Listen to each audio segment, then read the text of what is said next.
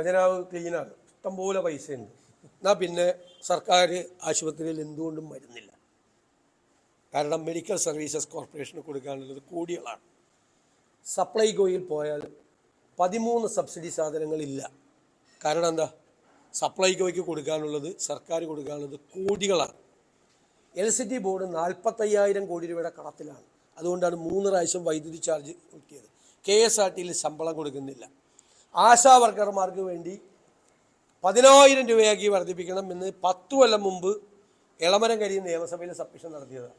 അവരുടെ സർക്കാർ 10 കൊല്ലമായിട്ട് 9 കൊല്ലമായിട്ട് ഭരിക്കുന്നു. 1 രൂപ അവർക്ക് കൊടുക്കുന്നില്ല. സ്കൂളിലെ പാചക തൊഴിലാളികൾക്ക് പൈസ കൊടുത്തിട്ട് മാസങ്ങളായി. 2,500 കോടി രൂപ കേരളത്തിലെ ക്ഷേമനിധികൾക്ക് കൊടുക്കാനുണ്ട്.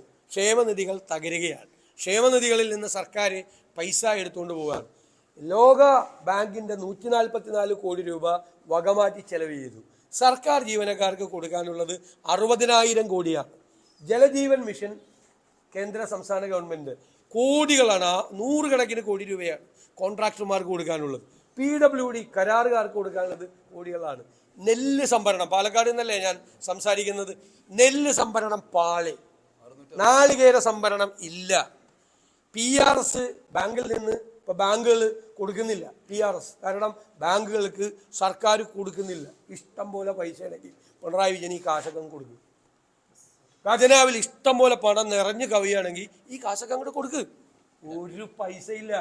ഉമ്മൻചാണ്ടി സർക്കാർ അധികാരത്തിൽ നിന്ന് ഇറങ്ങി പോകുമ്പോൾ 1.56 ലക്ഷം കോടി രൂപയായിരുന്നു പൊതുക്കടം.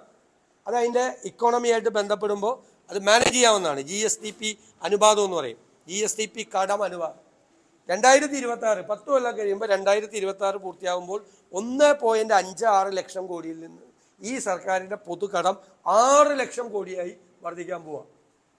ഖജനാവി പൈസ ഉണ്ടെങ്കിൽ ഈ പാവങ്ങൾക്കൊക്കെ കൊടുക്കുന്നേ, ഈ കാവങ്ങൾക്ക് കൊടുക്ക്.